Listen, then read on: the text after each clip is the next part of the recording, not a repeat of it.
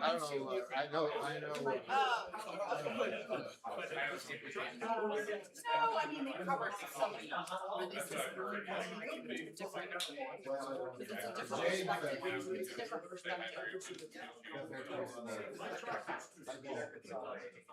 No, I like that other one.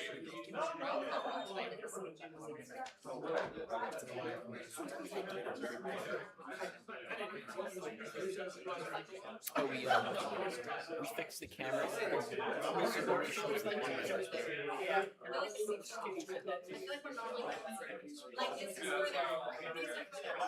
Jay will have access to his email system.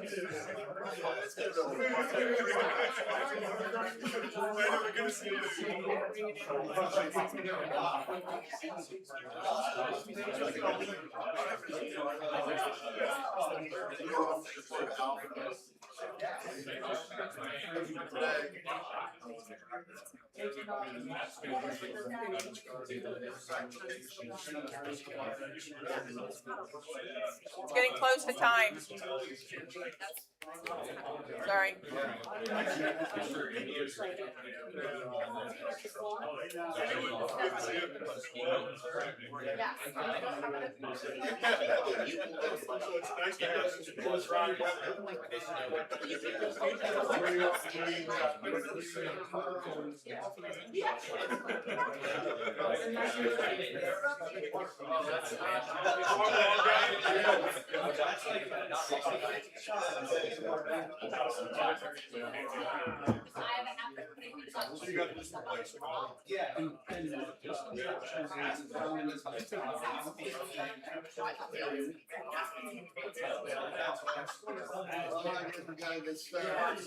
I like the tie.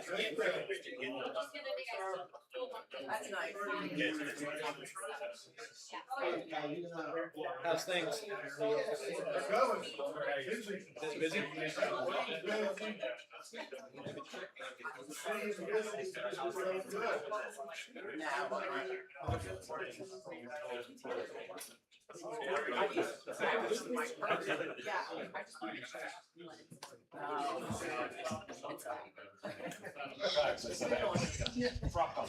Because he's got cameras and nothing. Right on 41. They got a huge thing set up with these big cameras watching every job site. Well, there's been a bunch of thefts. Really? Yeah. Car break-ins. Got 1 minute. Oh, down toward the end. Yes, dear. Do you mind if I move your mic up a little bit so we can speak a little bit? Is that better? DJ.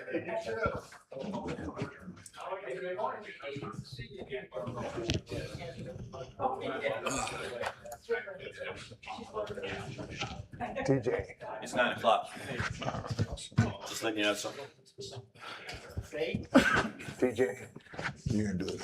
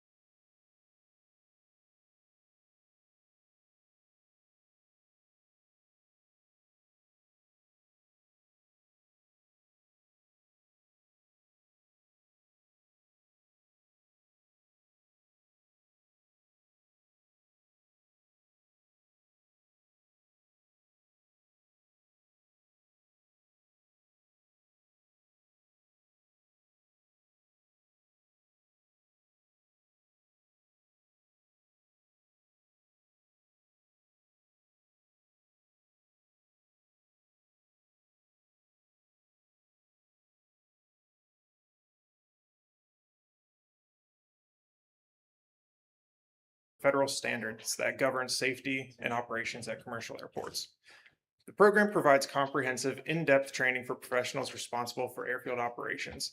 Essential areas that it covers include airfield inspections and regulatory compliance, wildlife hazard management, airport rescue and firefighting services, safe aircraft movement and ground operations, and other critical topics that ensure regulatory adherence and enhance the overall airfield safety. Earning this designation places Aaron among a select group of professionals. It not only validates his personal initiative and deep knowledge, but also directly strengthens our team's capabilities, our compliance posture, and our airport's overall safety record. Aaron sets an excellent example for professional development across our organization, and we look forward to the continued contributions that his enhanced expertise will bring to our daily operations. Please join me in congratulating Aaron Egan.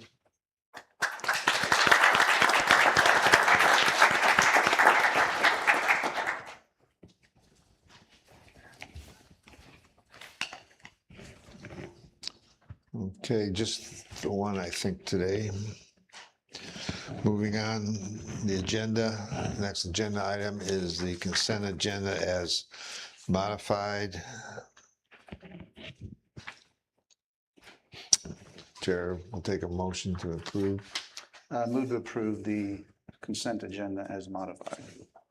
Second. Okay. Any further discussion on the item that's left on Paragon?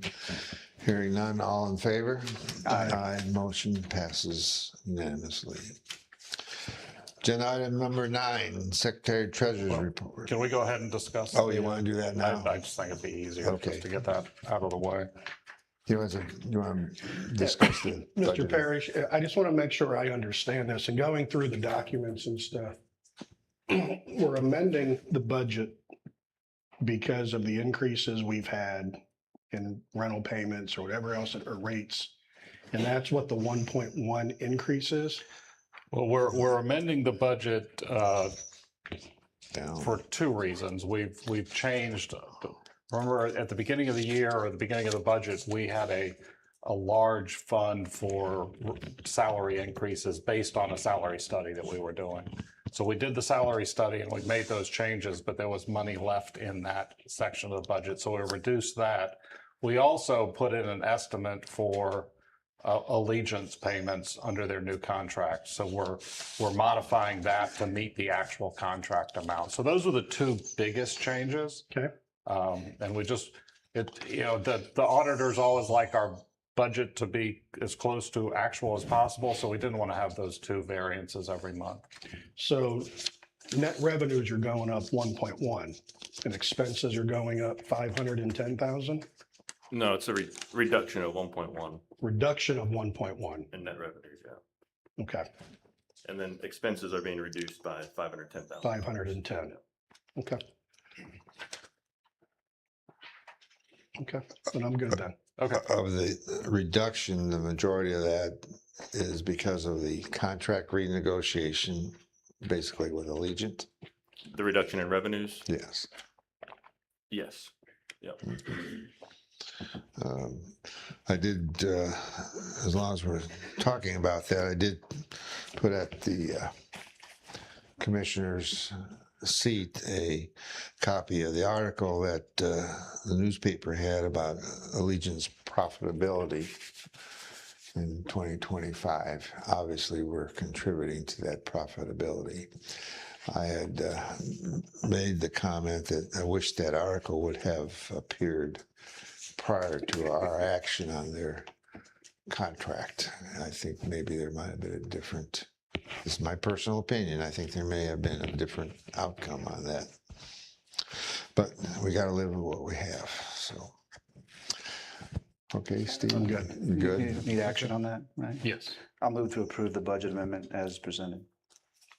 I'll second. Hearing no further discussion, all in favor? Aye. Aye. Motion carried. Okay, Steve, you're up again. From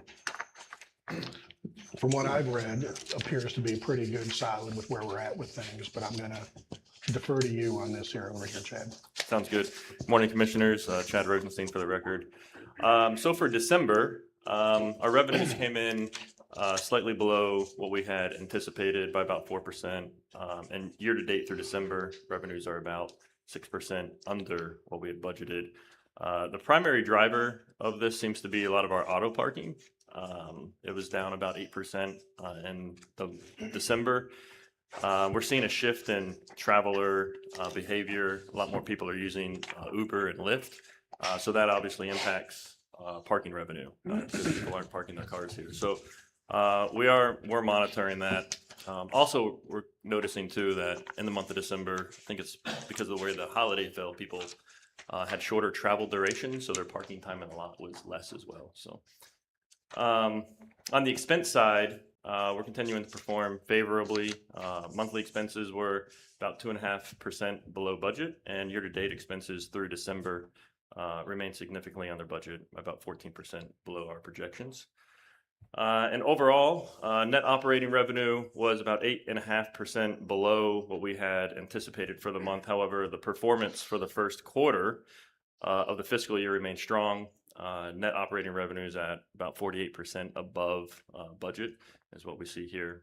And our operating margin is also outperforming our expectations, currently at 21% for the quarter. So while revenues are a little below what we had anticipated, I think all in all, we're still in very good shape. The balance sheet is also in good shape as well, very strong positioning. Our accounts receivable, you'll notice that there are some customers on there for the 90-day or more than 90 days. We've primarily they're related to some of our new advertising customers. We're still trying to complete some onboarding with them and account setup. So we're working with them to rectify those issues. And then on the 60-day outstanding accounts receivable, we're working with those clients and customers as well to keep them off of the 90-day, moving forward to the 90-day delinquency. If you have any questions, I'll be more than So happy to what's answer. being done to collect these outstanding Uh, payments so, that are due? so the ones that are more than 90 days, we're working with the customers to get them set up on our new payment system, and so that they can more easily pay us. We've got a new system called VersaPay that we're trying to get everybody onboarded on. So once everybody's set up there, we should be okay. And they're a fairly small amount, so I'm not too worried about it. Them not paying, so I think that we'll be able to take care of that within the next couple of weeks. Thank you. And on the 60 days, the two that are the large ones, Allegiant, because of our lapse in contract, we're billing different people. So a lot of this, they owe us, but they haven't been billed for it because we didn't have the contract in place. So we'll be retroactively billing them. All right. Okay. Thank you, Chad. That completes the Secretary Treasurer's report. Moving on, agenda item 10, liaison reports. I'll report on the city of Punta Gorda. I've been in contact with Councilwoman Jeannie, and there's nothing on their upcoming agenda that would affect the airport, so there's nothing there for us. Mr. Thornberry. MPO, no local meeting since our last meeting. We did have a joint Sarasota Manatee meeting. Most of the discussion was a review of each of our long-range transportation plan, as well as mutual projects such as the future Raintree intersection, which I'm not sure we'll see that in our lifetime, but also the South River Road extension. Also, comprehensive review of the future trail system. It's very elaborate in Sarasota County right now, but they have the plans to bring it through Charlotte County and all of Southwest Florida, which was pretty interesting. As far as economic development, there has not been a meeting of the members since our last meeting. Okay. Mrs. Coppola is not here. Steve, we're back to you. School board, anything? After I attended their last school board meeting and the one coming up, there's nothing remarkable to report. Okay. Our attorney's report, Mr. Carr. Well, Mr. Chairman, thank you very much. The good news is you're not being sued or not being threatened to be sued at this point, so everything's good. We're trying to stay out of that. There are numerous major issues moving on the airport, which I'm engaged in on a daily basis with your excellent staff. I think not a day goes by that I don't get a call from one or more of them, except for Kaylee, who never communicates with me. Well, I like her best. I've had the pleasure of dealing with all of them through the course of the last month. I also managed to have a nice tour of a new baggage inline system because there are numerous issues associated with the contractor on that. So I went there and get a thorough understanding of it. It is extremely complex. And I'd encourage any of you that haven't seen it to take the opportunity to see what's operating. I understand we've had some movement as to bringing that to conclusion with a little bit of forceful letters, but nonetheless, that is continuing to work out. We're still working with that same contractor to try and close out on the M&O building. Not getting much response there, although we've given them everything they need. Unfortunately, I don't know of another way to press them except to simply close it out. And I'm going to meet with Mr. Parrish after that today. We've got numerous and various contracts and leases, some of which you see, some of which you don't. You reviewed one lease today, Paragon. We've also got another issue moving with what I'll call the old air track hangar and some issues that have evolved there that are continuing to evolve that we're dealing with. But other than that, nothing's going on. Good news is you're in good shape, please. Does that mean that we have an excellent staff because we're not being sued, or are we better off being sued because we're taking a lot of risk? Well, as your attorney, I like it when you get sued. But your staff is excellent at keeping you out of all those circumstances. Understand. And frankly, usually when it reaches my desk, not only is your staff excellent in not reaching my desk, but two, presenting me not only with the problem, but also potential solutions to try and resolve it, which I can sometimes sculpt in order to reach a resolution. Again, except for Kaylee, who never calls me. Yeah, that's an interesting word. I never heard of it. We got two attorneys here, and I never heard them use the word sculpt. You just said sculpture. Yes. That's interesting. Don't say thrilled. Don't say thrilled. Sarasota the other day was thrilled about something. I thought it must be a thing about airport managers. We're all thrilled. I haven't been thrilled about anything since I was 6, but All right, moving Daryl on. uses the term sculpt and I use dissect, so it's kind of the same thing. Oh, so you'd be more or less on the prosecutor's side Yeah, for we a both use the dissector. power of persuasion as opposed to arguing with the other side. never accomplished it by arguing with somebody. I've accomplished it by persuading them. And what's good about Steve, when he speaks, we don't have to pay him. Well, he's on a salary. He's here for the retirement plan. I know. Oh, jeez. Okay, moving on. Mr. Parrish, CEO report. All right, let's start with the development report, Mr. White. Good morning, Commissioners. Mr. Parrish, Brett White for the record. Get a quick overview of the development report. Busy out there. Anytime you have questions, please let me know. I'll get through as quickly as I can.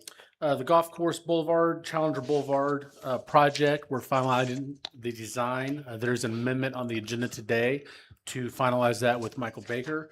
Currently working with FDOT and FAA to finalize the funding on that as well. Our master drainage plan update, we received the permit last week for that.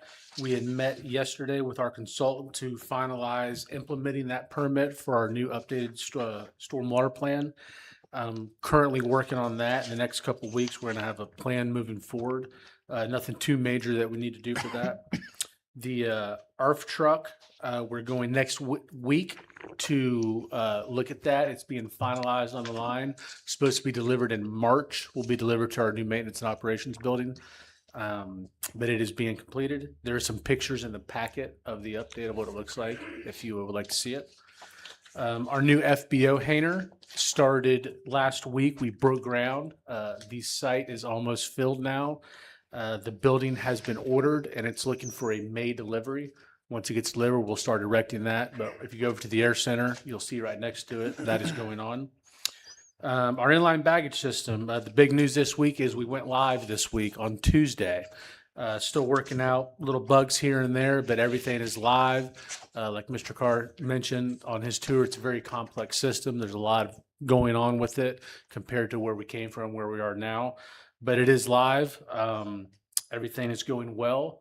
Everyone's learning the new systems ins and outs, but that's a big deal. If y'all have not seen that in a while, we'll give you a tour, go through it. It's something to see. When you say live, does that mean they're using it? They are using it, yes. It is live TSA. We're running real bags. For the past 2 months, we've been running what we call test bags through the system just to exercise it. Now that it's live, TSA is using it. Everything's active on it. So the next few steps, if you don't mind. So Absolutely. we're going to run it for a week. Once it's got all the kinks worked out, then we're going to tear out the outside bag belt, the old belt, and then TSA is going to come take their equipment out of that room. Then the room gets modified to become a new extra area for the hold room. And then they have to finish some ramp work behind there. So they've got about, we won't get into the time. They've got time to finish it, and we're working on a contract. What's the total investment in it? Ours plus TSA. Anybody know? 24, rough number, 24 That million. includes their equipment? Yes. Mhm. That number does not include their. They purchased their own equipment. Yeah, we've got about Mhm. 20 some million in it, right? And then they got their equipment, which is who knows what. 2 million per unit, and there's 3 units. So it's 6. So you're pushing TSA about 30 million for the whole thing. Correct. TSA did participate 95% of the design, which was just over $1 million, and 95% of the allocable costs, which is anything that goes in or around their equipment. So that came out to about 12 million in the construction cost. So they're in it for about half. Okay. And then we have DOT and PFC money. But, I think it's always interesting to point out, or at least I like to, that we're not on the tax rolls, and we're getting funding from this from all kinds of different sources, including our own revenues. I'll tell you, Brett, I'm flying out of here next week, so we'll see how good it is, okay? Yes, sir. What time is that flight? Don't take a snowboard. No. We found out today that snowboards clog the system up.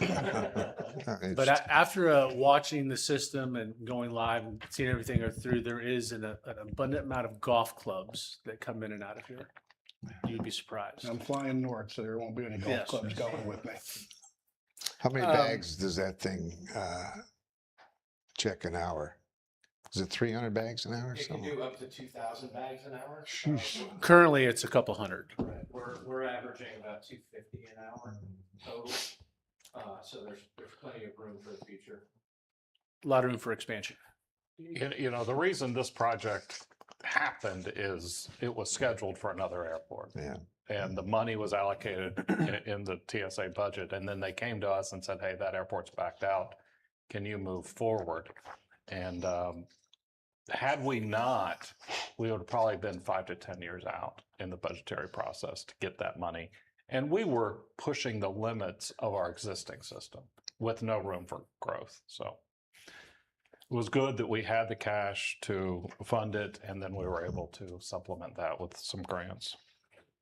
Just comment for the record, you won't ever see the most oppressive one-sided contract you've ever seen. Read the TSA contract. And it is non-negotiable. So Ray said to me, or Mr. Burris asked me to review it. I looked at it and said, this is very interesting. I wouldn't sign this. He said, well, we don't have an option.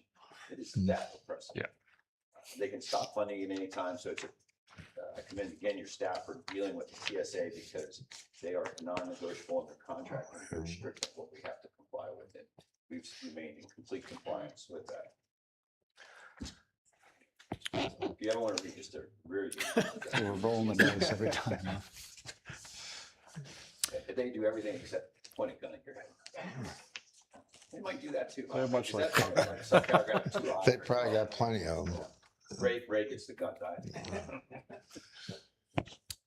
died. Moving along the development report, the CTC aviation facility, we are completing the punch list. We're about 99% done with that. The Charlotte County Schools has actually started moving into the building with their equipment from the old school, starting to stock it. We removed the barricades from the apron, so that building is the Hainer portion of that building is not a secured area on the AOA. But they have taken over the building. So we still have our ribbon cutting set for March 23rd, which will be on Kaylee's report. But everything's going well. Landscaping's taken. Like I said, finalized punch list, start the closeout process. Everyone's happy. School district's happy. Perimeter Road, we finalized the final walkthrough on that last week, doing final punch list, sod stuff here and there. But the perimeter road on the south end of the airport is now complete. Our commercial terminal expansion, the next big one we have going on, we're currently erecting the building. They're putting the skin on the outside. Half of it is almost roof. We're still working on some phasing on completing the rest of the apron work. And we have one more slab to pour in the middle of the building that's scheduled for, I think, Monday, Tuesday of next week. And that'll complete the slab for the entire terminal expansion. And we're started erecting the south side of the building this past week. So that project's going well. We actually have a meeting this afternoon for our biweekly progress meeting. Taxiway C and CD reconstruction. We did our walkthrough a couple weeks ago. Currently working on final punch list on that and closeouts. Our taxiway alpha reconstruction. If I had it on the cameras, we could see we started paving today on phase 1A, doing the test strips. Tomorrow, we're going to close down runway 422, which would be about for a week or two. We're going to try to do it as quickly as possible, but we have to do the connection leading up to 422, so we will be down to one runway. All notifications have been made.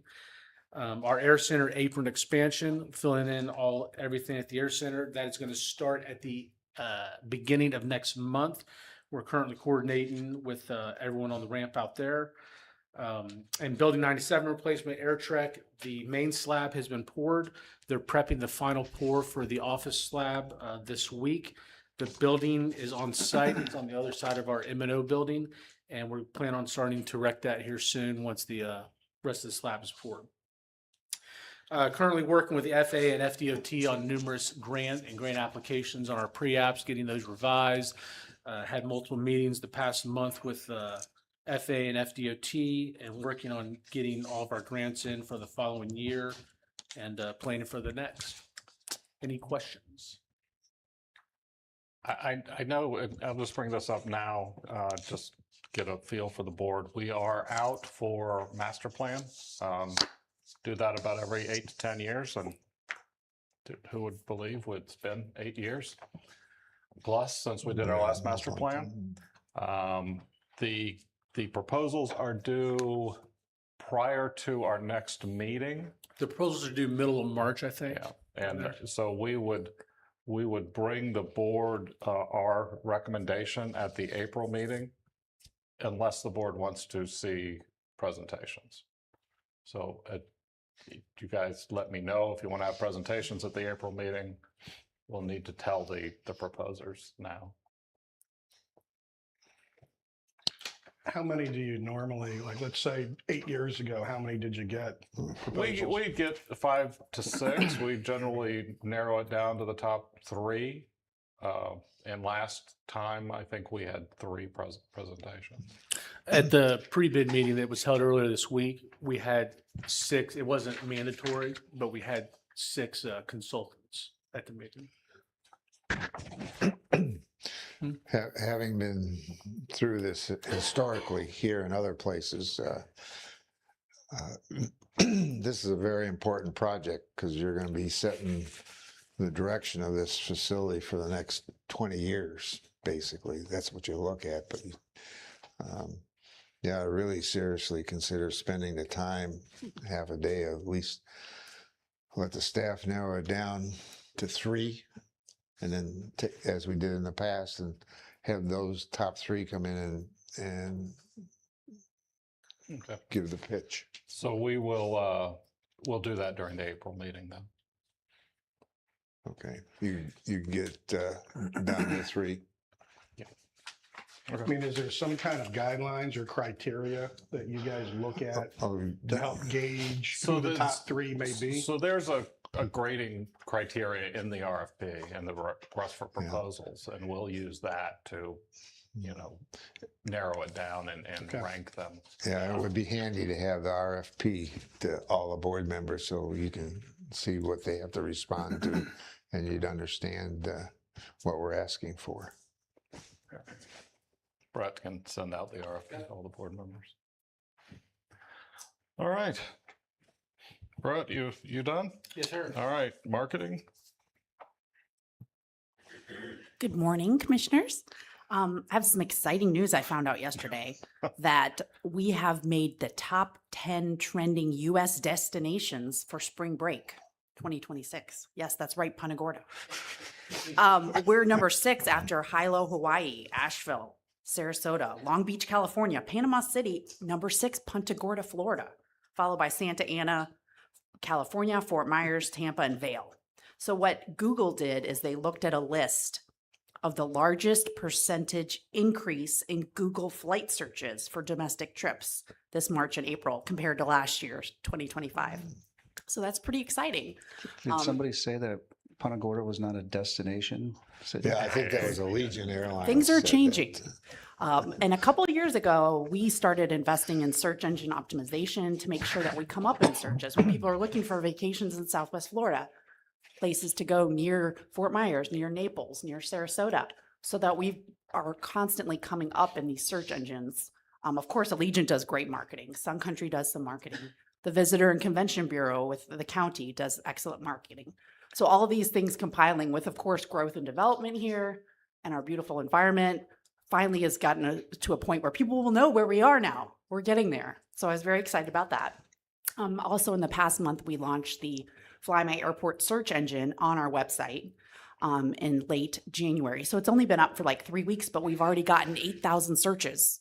So people are going to our website and searching for vacations. So we think that's cool because that will give us good data. With only 3 weeks, we don't have enough data to really see exactly what people are searching for. But what we're going to do is be able to use that data for air service pitches to recruit more airlines and recruit more routes.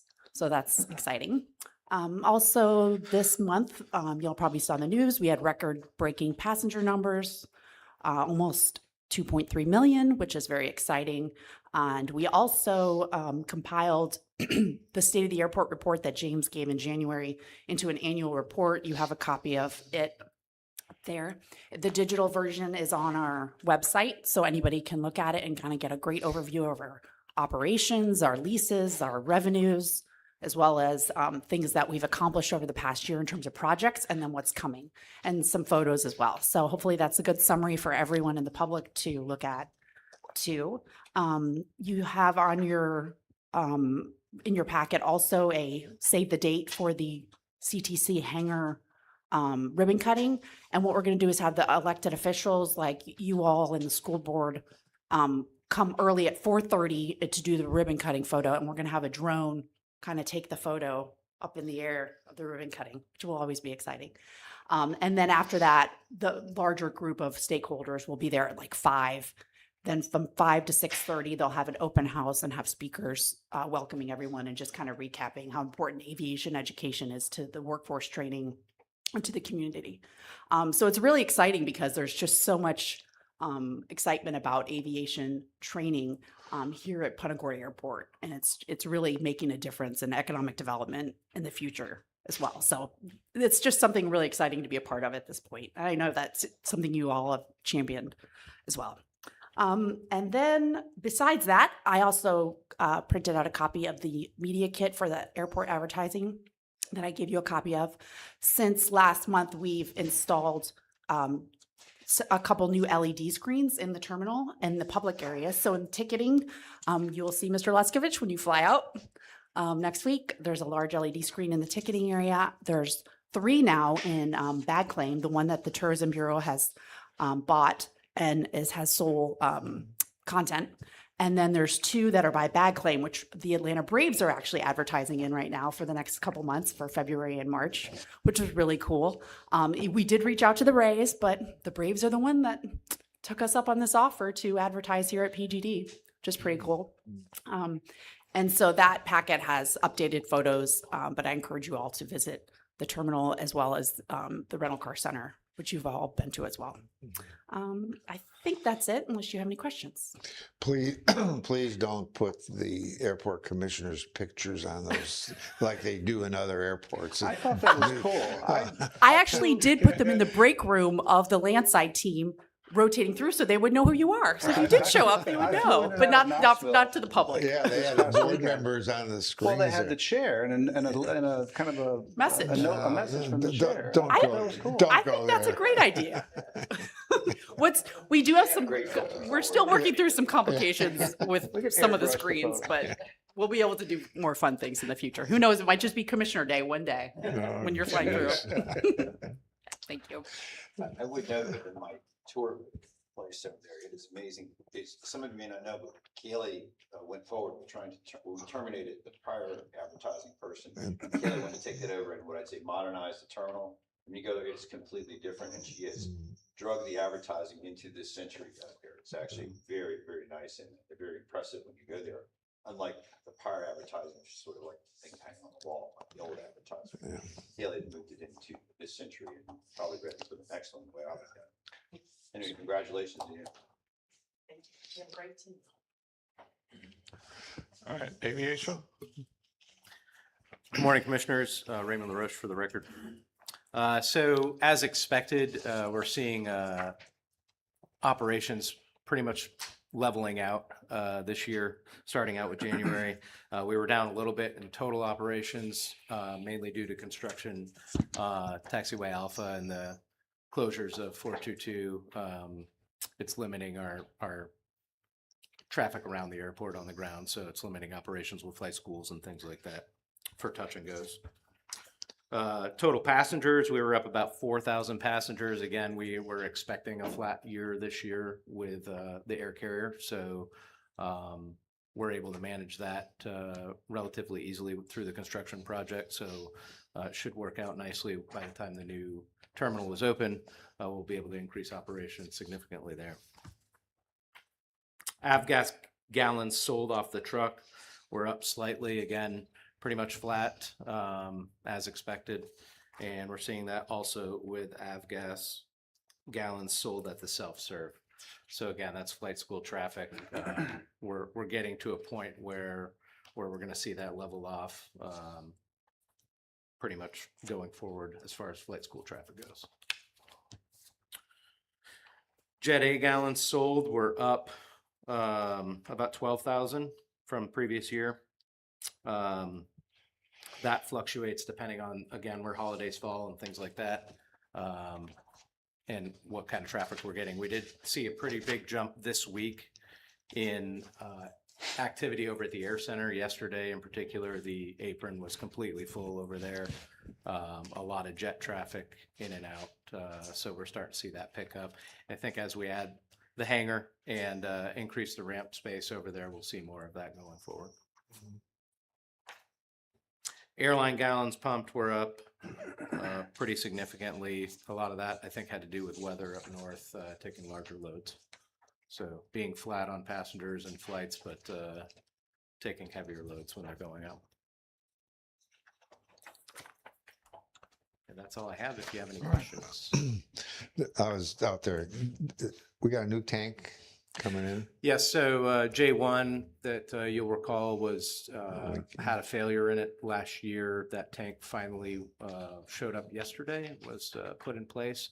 That'll take a few days to connect, and then we'll be up and running with that once DEP inspects it for the second time. They were out here yesterday inspecting it when it got here. Yeah, I noticed there were a lot of heavy jets out there yesterday. Yeah. Yes. So for background, J1 used to be an avgas tank. When it was converted to a jet tank, they didn't change the vent out.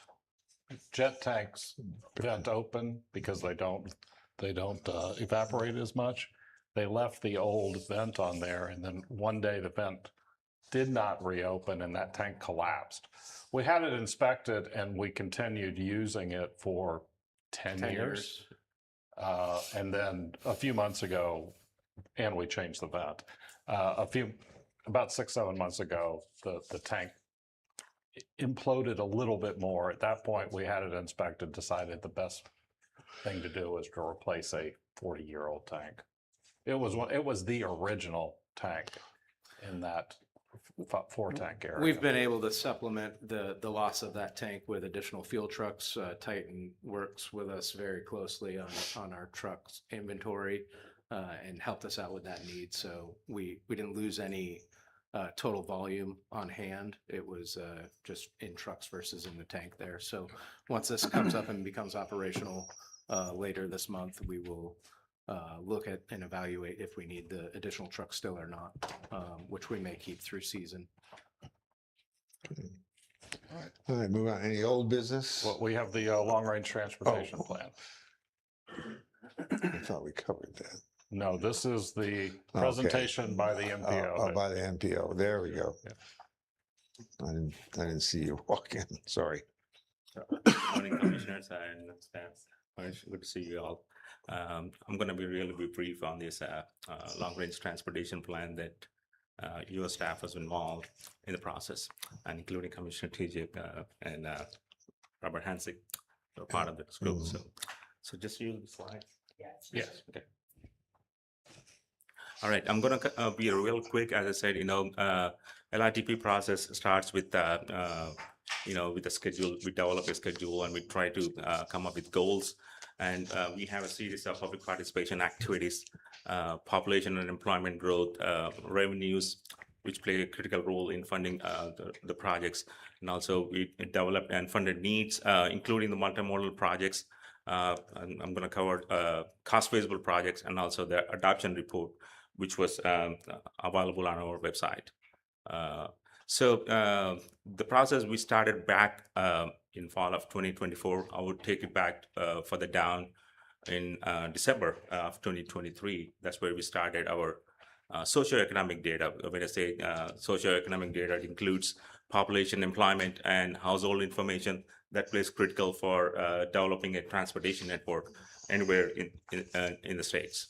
So we actually started the LRTP in 2024, and we adopted this plan by the MPO board on October 2nd of 2025. So what is a long-range transportation plan? It is a federally required short-term and long-term plan which addresses multimodal transportation needs within Charlotte County. We look at 25 years of transportation needs in the county. And the document itself is updated every 5 years. In the LRTP document, we see various modes of transportation, including pedestrians, bicycle, transit, highway, and freight mobility. Airport is not involved in this process because they have the separate entity of its own, but we work around the airports to make sure the connectivity to the airport is established. So finally, we developed a fiscally constrained list of projects. So our goal for the LRTP is to develop a safe and efficient multimodal transportation system. It shows the individual goals and objectives, which is safety is our number one priority for any fatalities or injuries that are involved on any given roadway. So we see the list of goals. These were developed based on the local comprehensive plans, including the airport master plan. We looked into the federal planning factors as well. So these are the 8 goals that we adopted back in October 2025. Towards this long-range transportation plan, we conducted a series of public workshops to solicit public input. Public input is critical for any plans, and so is for long-range transportation plan. We conducted in-person public workshops around February, May, and July, online virtual workshops, including the consensus building workshops where we have more than 50 stakeholders for these gatherings. And we also provided an online survey. All this information is available on the MPO website for your information. So it is documented as we go through the process.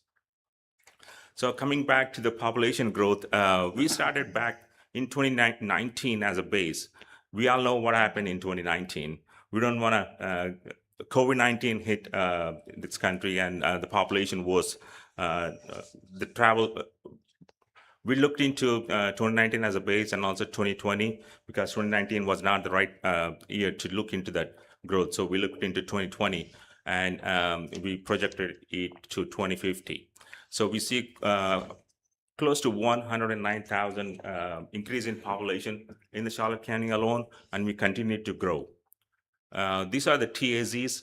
When I say TAZs, they are traffic analysis zones, similar to census blocks and census block groups. The majority of the population you'll see around the county, especially in Babcock Ranch, Westport, and the section of Charlotte Harbor area on Burnstow Road. So we see a substantial growth happening in these TAZs. The next slide, you'll see the employment growth. The employment growth is from 2019 to 2050. The growth is approximately 31,600. The population is critical to see where the growth is happening. In the next slide, you see airport, around the airport, you see substantial growth of employment, and it continues to grow. These are the TAZs around the airport. Just the 6 TAZs around the airports contribute close to 4,000 employment growth within these TAZs. They include industrial, service, and commercial employment. So those 6 TAZs contribute close to 20% of the employment growth in the county. This map shows the potential deficiency roadway network. The potential deficiency roadway networks are developed based on the existing population, the future population, including employment and household information. FDOT runs this model using a travel demand model, and we project, we just see the lines here, but there's a lot of data that goes behind the lines. State Road 776 is one of the deficient roadway, including the US 41 bridge in Pantagoda. County Road 74 is another roadway that's very close to us here at the airport. So these are the extremely congested roadways that we see that are deficient by 2050. I'm kind of trying to shift gears here from population to deficiency to revenues that are available. For this 2050 long-range transportation plan, we do have $305 million to build the entire network. Our needs are substantially high. Our total needs, when we look into it, is close to $2.9 billion to just do the improvements that we identified in the next few slides. So this is our revenues for year of expenditure. As we know, we cannot do any transportation projects in any 4 or 5 years. It takes years. So that's why we try to project it in the future. That's $518 million is total revenues that are available for the 2050 plan. This includes state, federal, and local money. As we see, majority of the money contributions are from the locals, from impact fees and 1% sales tax. So this is the fun part. That's where we see our unfunded needs, where we have the unfunded need projects. Some of the major corridors, including I-75, Kings Highway, and Veterans is one of the intersection we identified to have a direct connect from Veterans to I-75. Harper View Road from I-75 to Sunnybrook. Harper View Road west of 75 is in the construction phase. The first segment is in the construction phase. Second segment from Dade Street to 75 is not funded yet. So we are looking for funding for that. And the other one very close to this location is the airport area feasibility study. We are looking at a new east-west, north-south connection along east of airport. That is a feasibility study that we are looking at. Right now, we do have a PD&E program for this project, but nothing really substantial. The PD&E would explain what we are looking at in the future, where the project is going to go, which path is going to go. So right now, we do not have a definitive connection of that study. So the other one is I-75 connection in the South County. This is along the county line between Charlotte and Lee County. So these are all our unfunded needs. And these are our pedestrian bike unfunded needs in the county. Same list of facilities that are unfunded. This map comes straight from the Charlotte County Transit. Charlotte County Transit are required to develop their transportation development plan every 5 years. They identify several micro transit zones within the county. Those are color coded on this map, and the lines indicate the fixed routes they are looking at.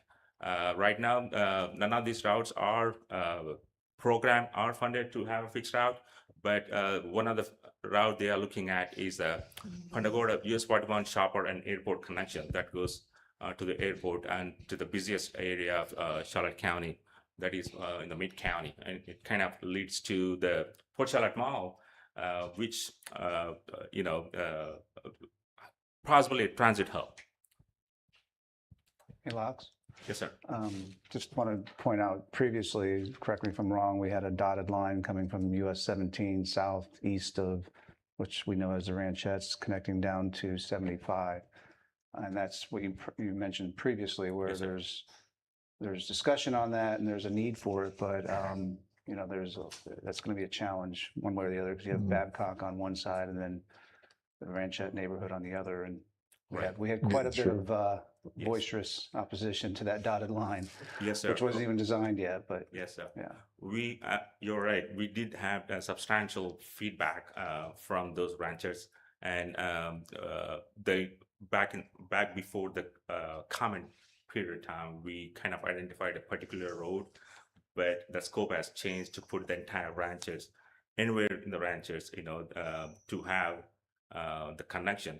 As we see, 75, 17, including Piper Road, we see substantial traffic or growth happening around these areas. This is the 2050 look. So we're not trying to do anything in the next few years. The PD&E is the first phase to identify a route with minimal impacts. And the point is there's going to have to be something eventually with Jones Loop and I-75 with 17 on that corridor, but right, where is going to be the big question. I'll show you all in the next slides. You'll see those projects that we talk about. So how we would develop a cost feasible plan? First of all, we identify the needs, and we prioritize the project based on policy, performance, and stakeholder input, including the revenues that are available. The cost feasible project are fiscally constrained projects that way we have limited funds to fund all those needs that we identify in plan. So these are our cost feasible plans that Commissioner TJ just talked about. One of the project is airport area feasibility study.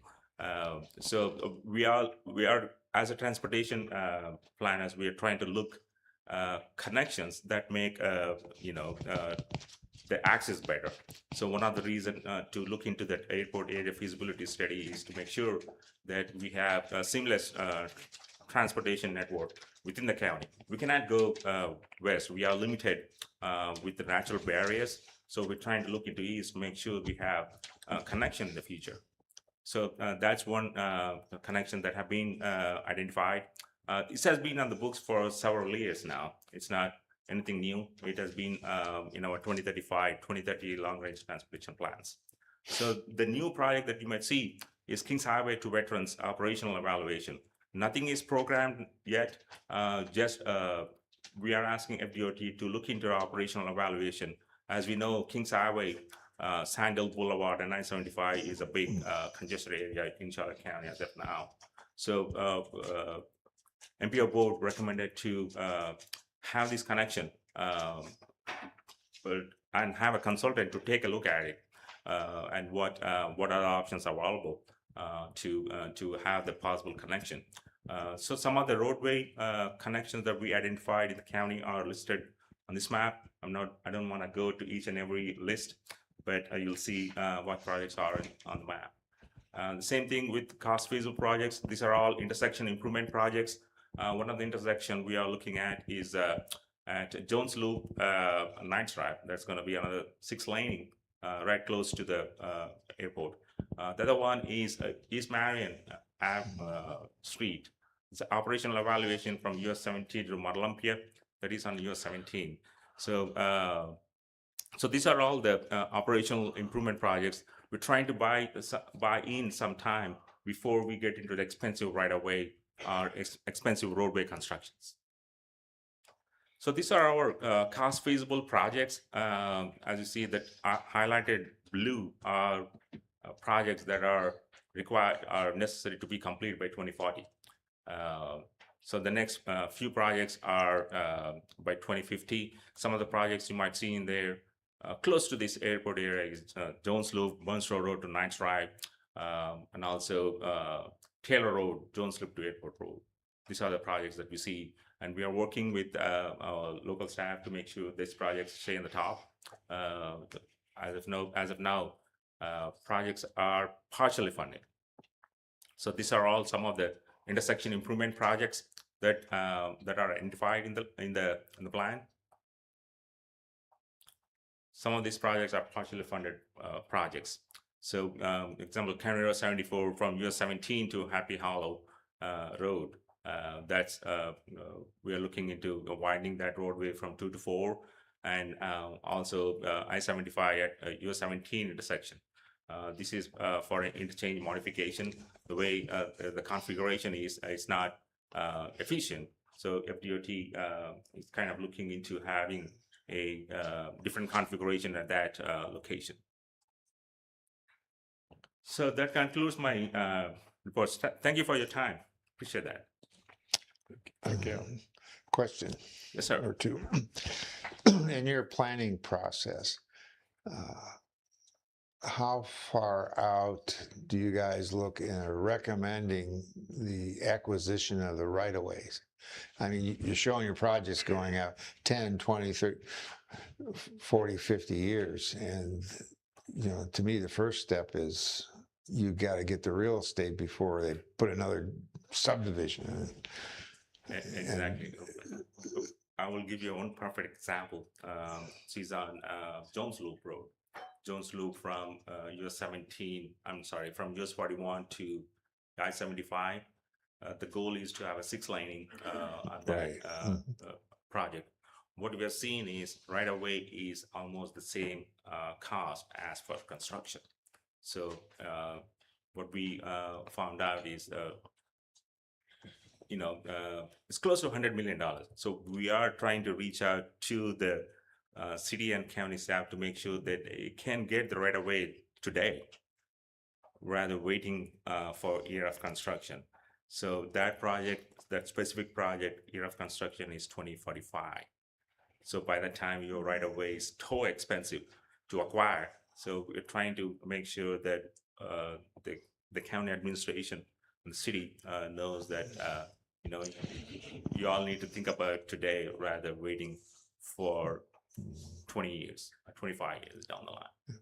And the MPO approved this plan. Yes, sir. You guys, right? From TJ was part of it. Okay, thank you.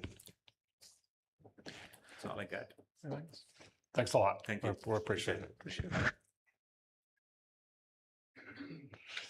Now we can go to old business. And we have none. That was a quick one. Yeah. Okay, new business. Mr. Parrish, Challenger We Boulevard. have a first item of new business is a modification to the Michael Baker contract for the Challenger Road extension. We put this on hold for a couple of years pending funding, and we just need to get it back going.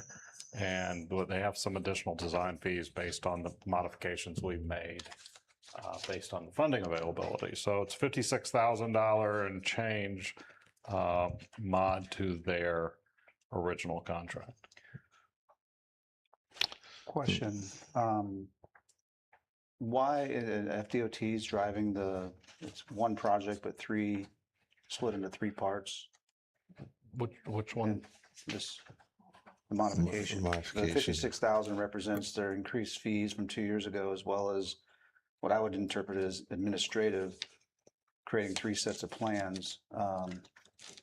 I can help answer that. What, I mean, and what are those? Why 3 sets? Originally, it was one project because we're separating this from Challenger Road to Golf Course to Perimeter Road.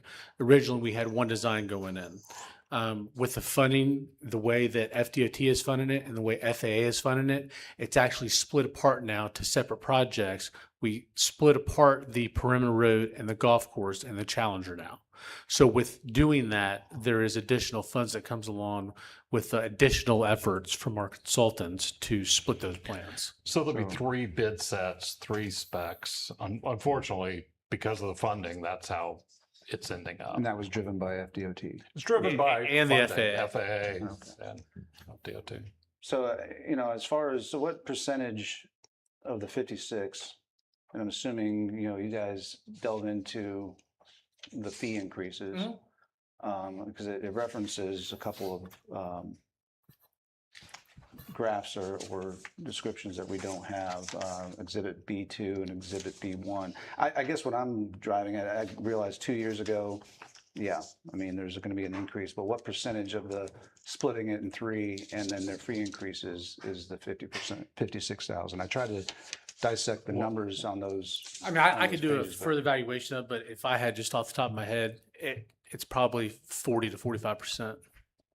I would think of splitting it out, yes, for the fee increases. But what was the total contract for the design? The total initial contract, I wanted to say was, this is off, I don't have it on here, 700,000. Yeah, so it's not a significant increase to the total contract. It's just the amount for them to create 3 separate bid sets. Yeah, and like I said, I understand from 2 years ago. I just, and I'm sure you guys negotiate and really delve into fee increases and different things like that. I just want to encourage going forward that we push back as much as possible. I mean, we're doing it on anything and everything with our vendors and suppliers. There has to come a point in time where enough's enough. And most of our consultants know that. Cost of living is one thing, but working up front with some of the fees that we're currently getting, before it comes to you, we always go back and forth. And keep in mind, these are still covered by the entities that are funding it. So these design increases are included in the grants that we'll get. So 90% of the FAA changes will be covered by the FAA.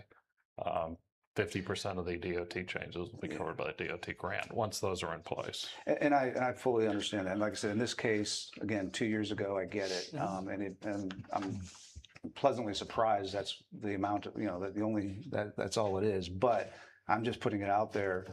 I think 2026 needs to be the year of hard pushback of any increases going forward that's not related to. Absolutely. And this number you see here, this isn't the first number they gave us either. So just point that out.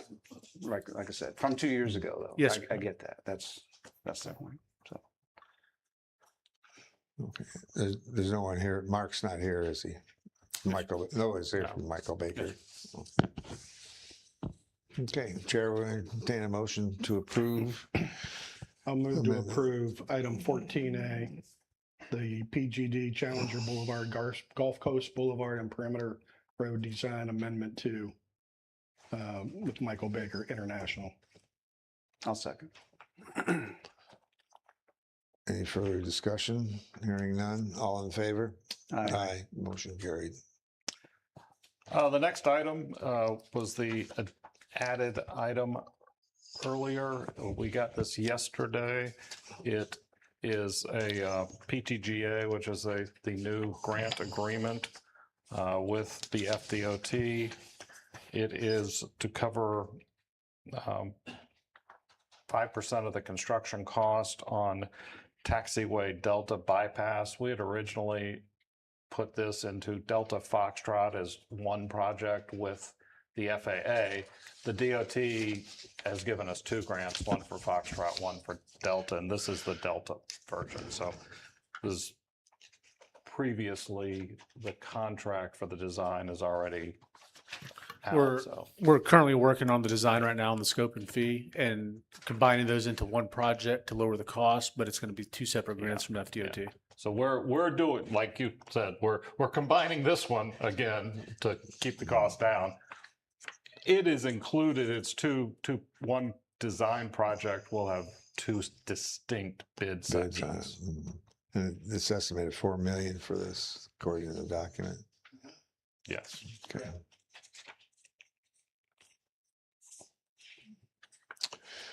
I guess it's your turn to make the motions. Yeah, There's I'll only move three to of us. approve 14B as presented.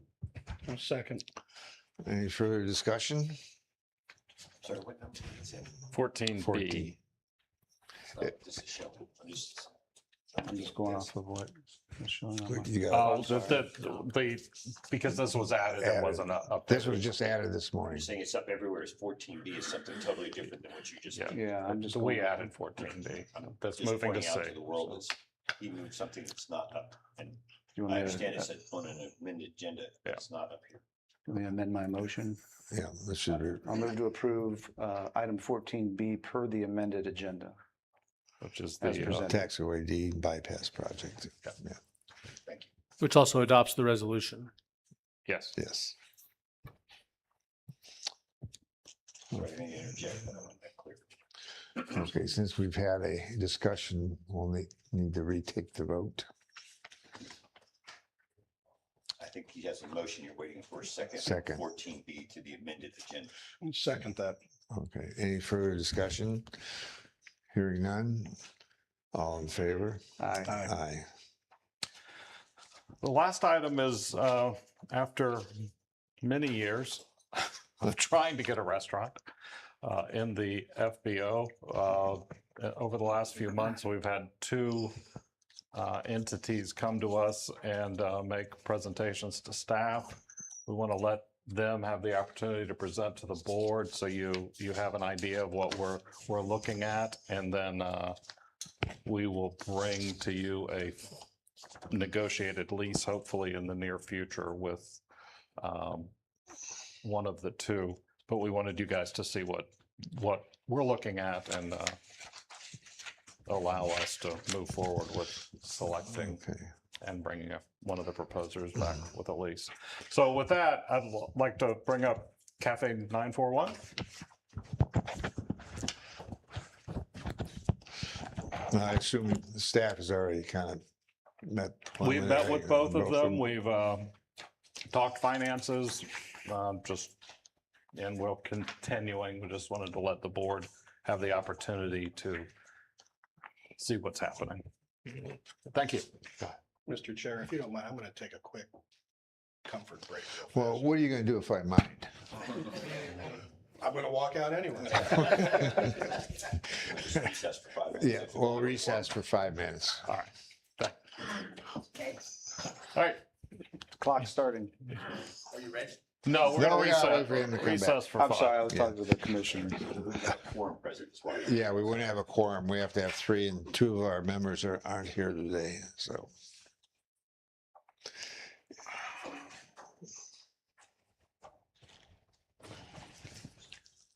Interesting.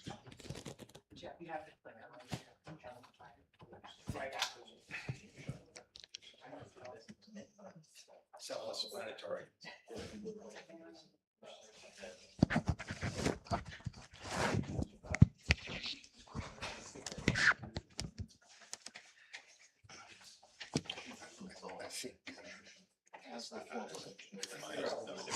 We used to put in a lot of proposals.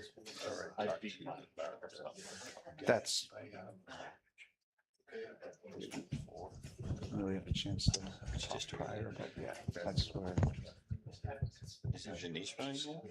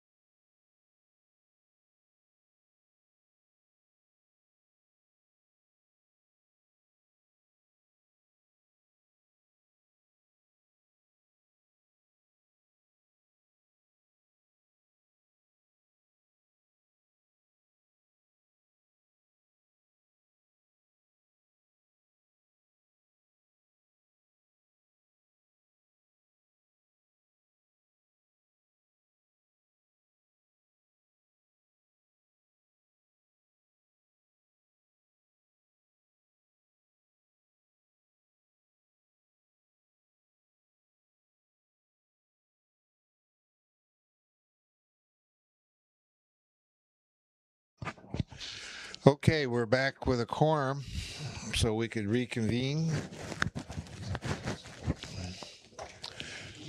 Okay, gentlemen, you're up.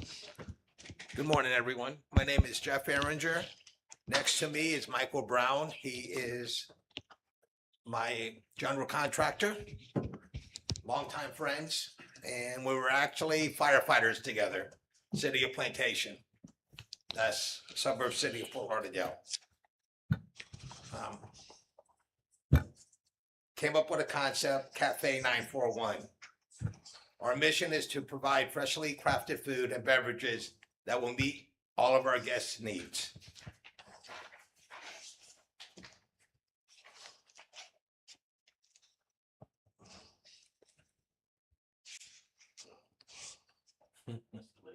That's a lazy. The right Oh, arrow. yeah, right hand. This one right? Tech Chad, support. Technical assist. It's frozen.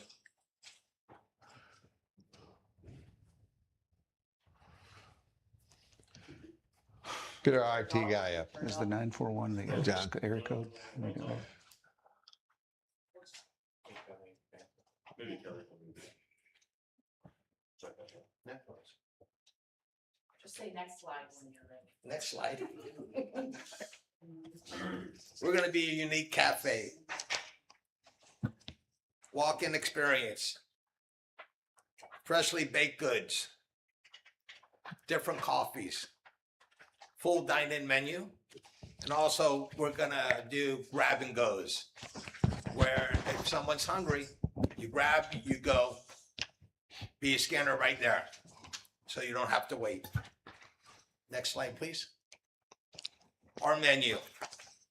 We're gonna be doing eggs, omelets, burgers, sandwiches, typical diner food.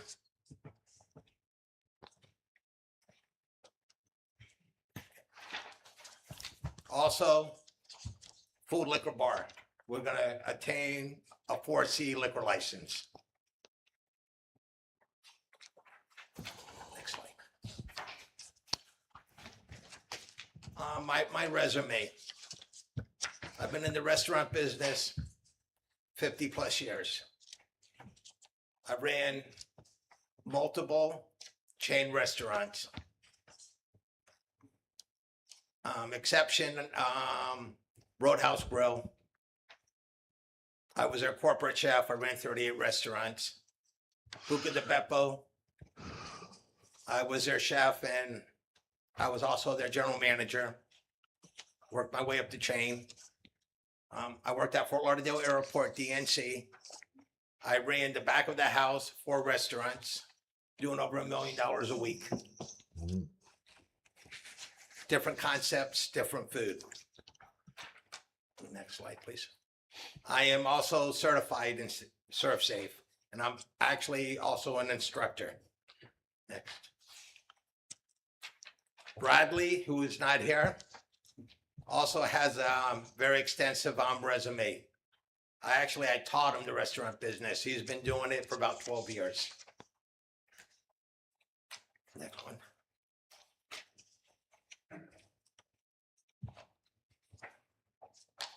And if I'm not mistaken, all of you guys have a book? Yeah.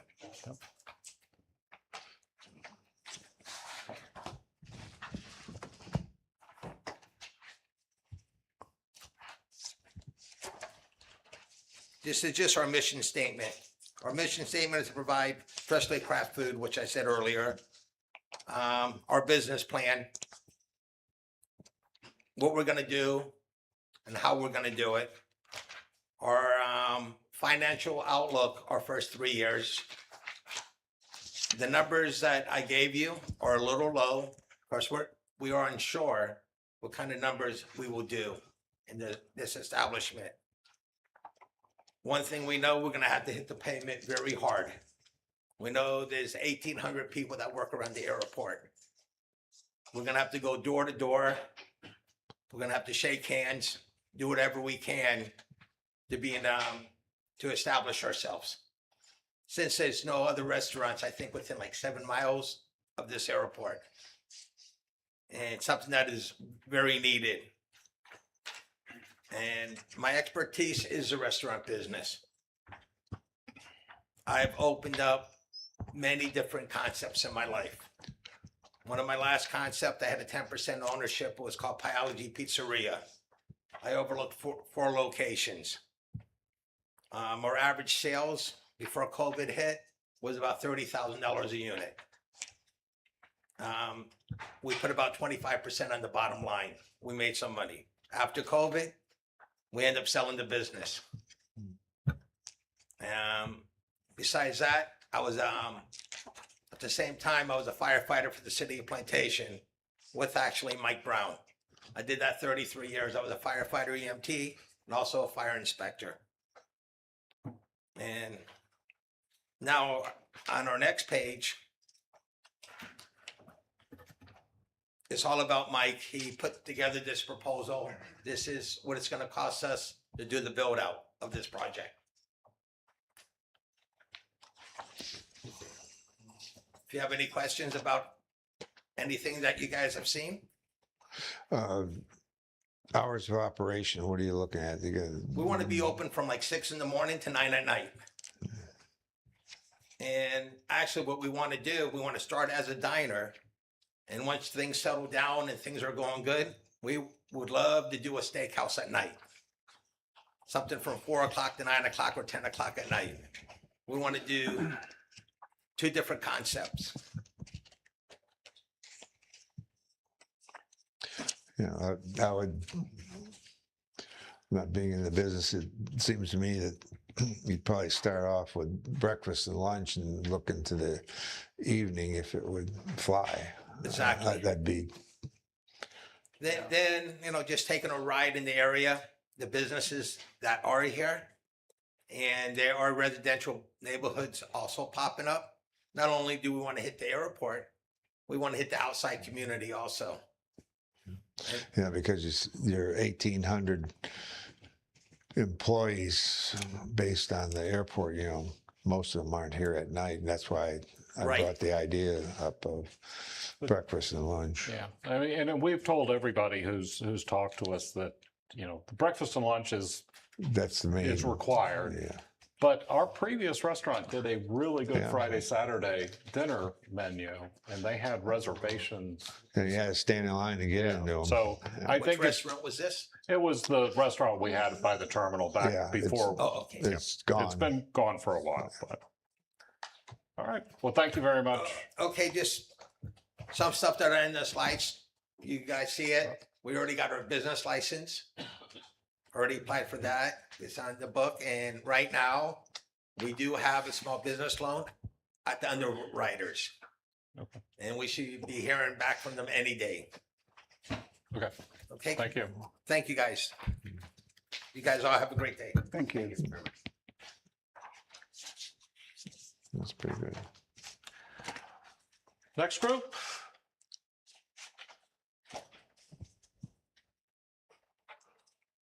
That's a neat name. Props Pizzeria. Good morning, everyone. Thank you for having us. We're excited to be here and grateful for the opportunity. My name's Austin Awad. I'm Jeff Tibbs. And this morning, we're going to present to you Props Pizzeria that we would like to have here at the airport. Let me make sure I know how to work this thing. So, Props Pizzeria is an aviation-inspired restaurant and cafe. Here's our executive summary. It's a unique aviation-themed pizzeria, and it's going to fulfill the critical need of a restaurant at the airport. Our focus is going to be a fresh pizzeria menu with breakfast items, with a Vietnamese coffee bar that has some pastries. If you can imagine, it's going to have, you know, you can come in for a quick bite to eat, quick turnarounds, or an atmosphere, because everyone's seen the restaurant over there, potential to have a nice relaxing meeting area. So our key commitments starting out would be breakfast and lunch daily at opening, and then we would plan to expand to dinner and catering events. We have a financially sound plan with self-funded initial build out ahead of the $200,000 reimbursement. Preferred lease is $3,000 a month, which is offered from the airport, but that's negotiable. So previous experience in restaurant management and operations, 15 plus years in the pizza restaurant management restaurants. We have business ownership in aviation, aviation company, so we know aviation, we're already in aviation. We have a strong support team of industry experts and a proven track record with results in other businesses that we're in. So introductions for the key people that will be involved in Props Pizzeria. Up first is Jeff. Yep, so I live up in Sarasota, also a general aviation airplane owner. I'm a financial advisor by day. Went to Georgia Tech for undergraduate and the University of Pennsylvania for business. Myself, my name's again Austin Awad, owner of Alpha Company Aviation Flight School. I'm a licensed FAA, A&PIA mechanic. I have 10 years plus in the pizzeria restaurant management, and I'm currently still serving in the Florida Army National Guard as an infantryman. Tim, who's not with us today, but he's going to be also involved, is an attorney licensed in Michigan and Florida and has been an active trial attorney for 30 years. He is a formal commercial airline pilot. He flew domestic and international routes for United Airlines, owned and operated a NASCAR team, and is the author of 3 novels that center around flying and racing. He currently flies corporate jets and practices law on a limited basis. And this is my beautiful wife. She's also going to be involved. She is the owner of Alpha Company Aviation Maintenance with 3 locations, an MBA, and she's currently completing her doctorate degree, supply chain logistics. She is a professor, an online professor, serves on the board for Women in Aviation, and has restaurant management experience also. So to touch on the build out plan, I mean, the partial build out is already completed. So we would go in there and execute final finishes, you know, self-funding the rest with no delays for reimbursements. We can already go in there and envision what the restaurant would look like, what the atmosphere would look like. Amongst all of us, we are connected with being able to find the right general contractors to come in and give quotes and to execute. Realistically, a timeline after everything would be executed would be a 6-month completion plan, pending things like permits and, you know, inspections, things of that nature. Jeff, do you want to touch on that? Sure. So we think the restaurant be self-funded. We have adequate capital available. We believe if we needed to, we'd be eligible for an SBA funded loan. All the parties involved, none of us have outstanding financial obligations. And the only thing we're not completely sure about is the initial improvements up front. We spent a little bit of time going through the property, taking inventory of what's there, but our immediate plan would be to hire a general contractor to get some firm estimates on what it's going to take to complete the build out. So just to kind of paint a picture of what we're wanting to do at the at Props Pizzeria at the FBO, we just want a classic, you know, time-tested pizza restaurant, an upscale pizzeria. I mean, in the great words of Michael Scott from The Office, pizza is the great equalizer. Everyone loves pizza, so you can't go wrong with pizza. It's a business where you have good margins as far as the business goes, so that's going to be beneficial for us because we'll be a restaurant that will be there for years to come. Since we know aviation, we know how important it is to partner with the airport, the FBO you're in. We're here as a courtesy, a service, you know, to make the airport better. We totally understand that, and we're very good at that. We're very good at support role. You can come in, hear an ATC playing over the radio with Frank Sinatra in the background, grab a quick bite to eat and relax, have a formal business meeting, spend time on your debrief after a flight. And it also could be a big fly-in destination for pilots from all over Florida. and we're already well connected in aviation. I know my wife is involved in hosting and putting on aviation events that draw thousands of people to it. So, and from doing market research, we know that there aren't too many great fly-in destination restaurants in the state of Florida. I think this could be one of the best ones, and we're excited about that. It also, just to touch on not bringing in and just trying to draw pilots from all over the state of Florida, there is a huge need for a restaurant in that area. The surrounding public, I think, would be very excited to be able to go to an aviation themed restaurant when they could bring their families and their kids while they're watching airplanes taxi up and, you know, grabbing some good pizza. Operations and so first we would like to start with breakfast from around 7 to 11 for the takeoff cafe and a breakfast menu, focus on like breakfast pizzas. Going into lunch from 11 to 5, full pizza, stromboli, sandwich menus, wings, sides, things of that nature for our menu. Our initial focus would be the peak airport hours for the pilots, crews, airport workers, students, and visitors from around the community. We like this idea because we can come in there and get established and not overextend ourselves, meet the need of getting a good restaurant that the people enjoy eating at and want to go to. And at that point, I think the only next logical step would be to open, a dinner service, because with the potential for a full bar with approvals in the future. So for breakfast options at the Takeoff Cafe inside of the restaurant, we'll have a coffee bar sourced from local roasters with lattes, cappuccinos, Americanos, etc., fresh pastries, weekend fly-in specials, and breakfast pizzas. Lunch menu, you can grab a quick slice, big pies for groups, strombolis, calzones, hot sandwiches, cheesesteaks, meatballs, sandwiches, eggplant parms on homemade loaves of bread, wings, sides, garden, chicken, and steak salads.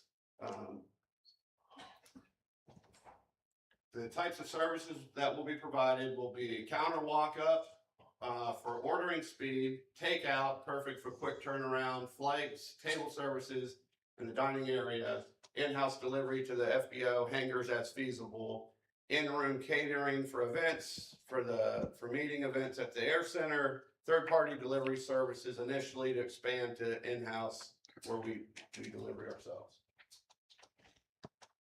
This is all also negotiable as we go along the process, but Jeff, did you want to go over this?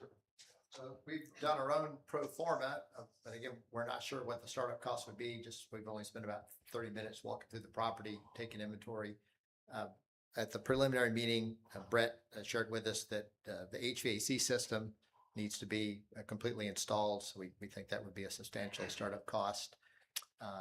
And then there's minor other things that we need to get our hand on, but generally, we believe if we get a firm quote with a general contractor, spend a couple hours in there, we could nail down the infrastructure, electrical, HVAC systems, and figure out what that would be.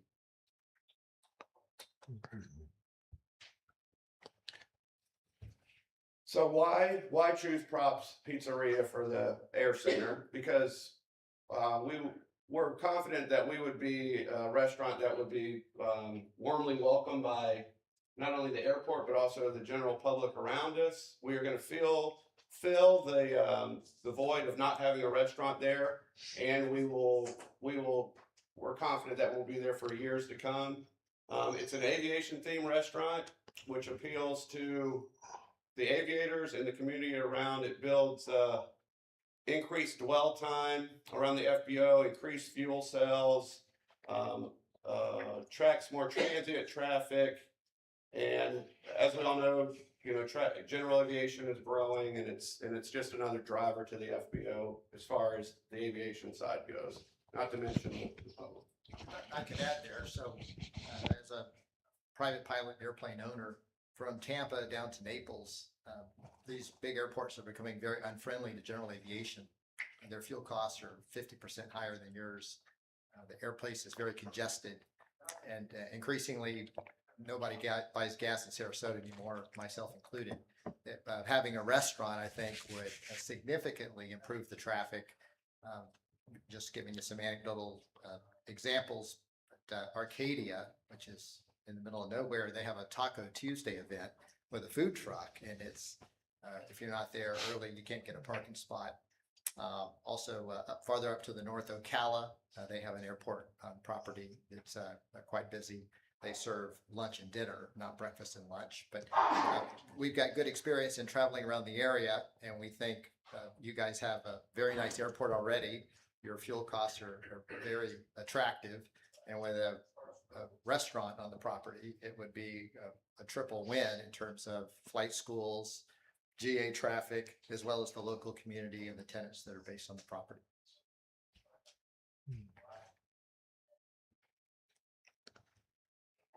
Then we just have a next step slide for the follow-ups to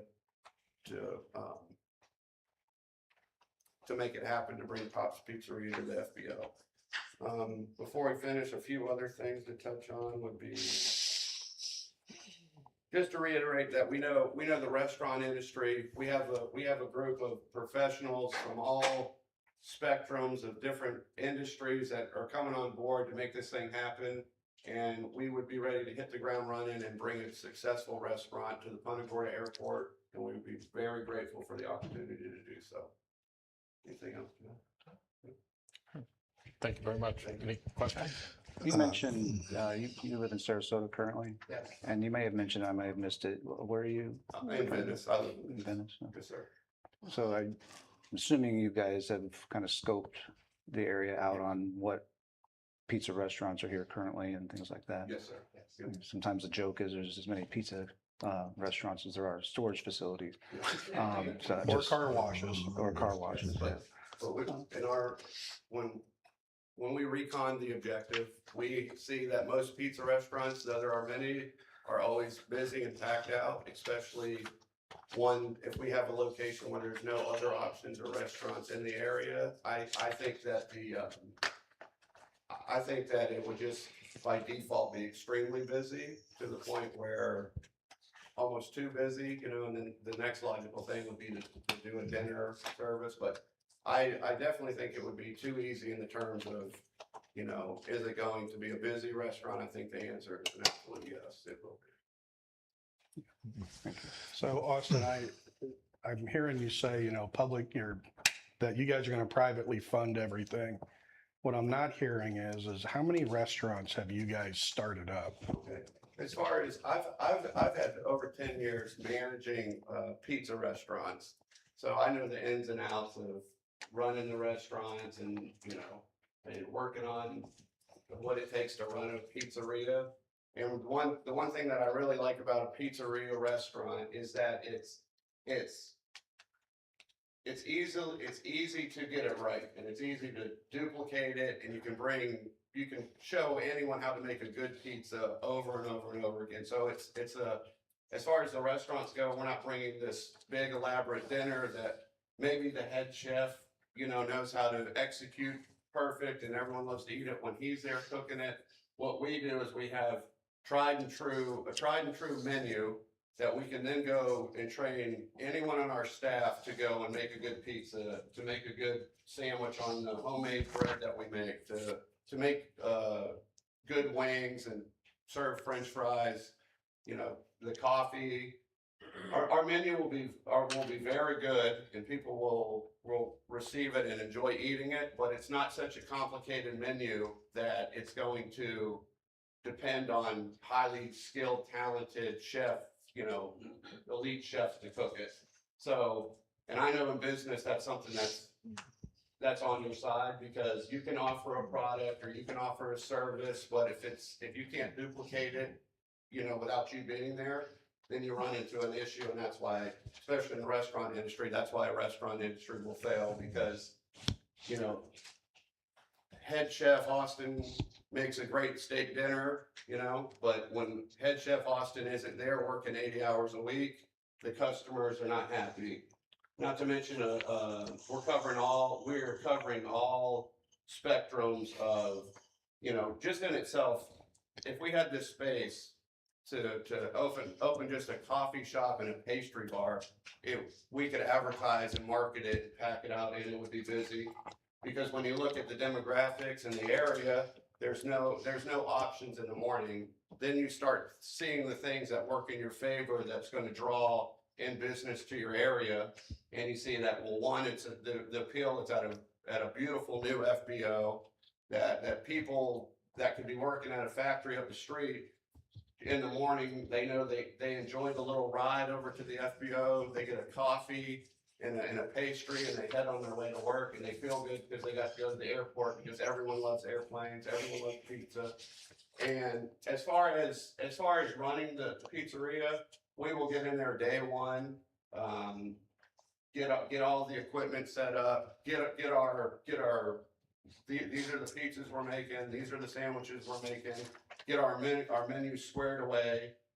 We have a team of restaurant professionals that are working with us, that we're going to put them in there, managers, and day one, train everybody, and this is how you make the dough, this is how you make the pizza, this is how you make the bread. And then we'll be able to sleep easy at night, because we know that they're going to repeat the process over and over and over and over again. So when you guys come in, you're going to get the same slice of pizza on a Tuesday, and you're going to get the same slice of pizza on a Friday, because our staff will know how to execute the simple yet really good menu. I'd like to add, so both of us come from experiences, our current day jobs are in highly regulated industries, aviation for him, finance for me, and substantial capital investments to keep these businesses going. So we believe we could figure out the parts that we don't have from immediate firsthand experience with opening a restaurant. Secondly, Austin's a serial entrepreneur, so he currently has 3 maintenance facilities in the state of Florida, one in Venice, one in Sanford that's quite large, and another in DeLand. I have clients in 37 states. I'm licensed here in Florida, but also in 36 other states. And so we believe we can figure out quickly the areas we're light on in terms of experience and knowledge.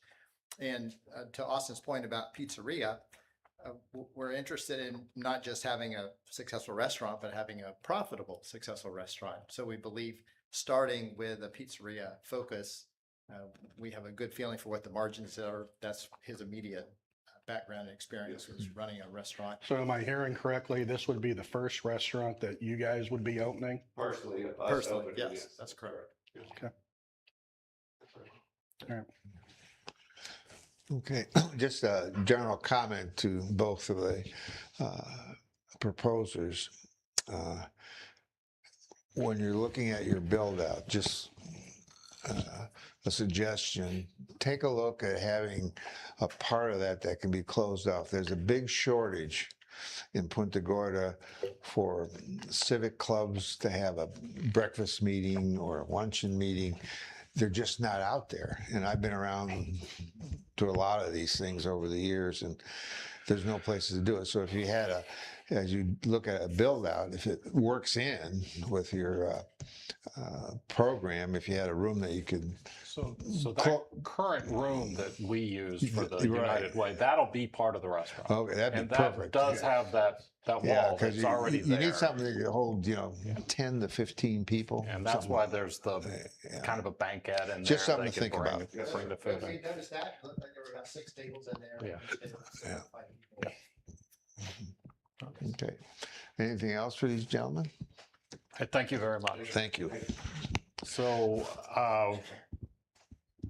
we don't need to have a vote on.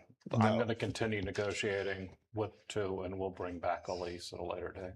What's the term? Is there, or is that part That's of the still part of the negotiation? negotiation. Okay. Agenda item 15, any public comments? Anyone wishing to address the authority on any subject, please come forward, identify yourself, and we'll give you 2 minutes. Unless you're going to the bathroom, you get 5. Seeing no one, commissioner comments, Mr. Thornberry. I'm good. Just thank you as always. Okay. Aaron, you still here? Nope, he left. All right, well, congratulations to Aaron. Great job to the staff. I've heard a lot of praise about you guys today. So keep up the great work with what you guys are doing. Okay. I've said enough. Thank you all for coming, and those of you that are watching us having at home on your couch. I now adjourn the meeting.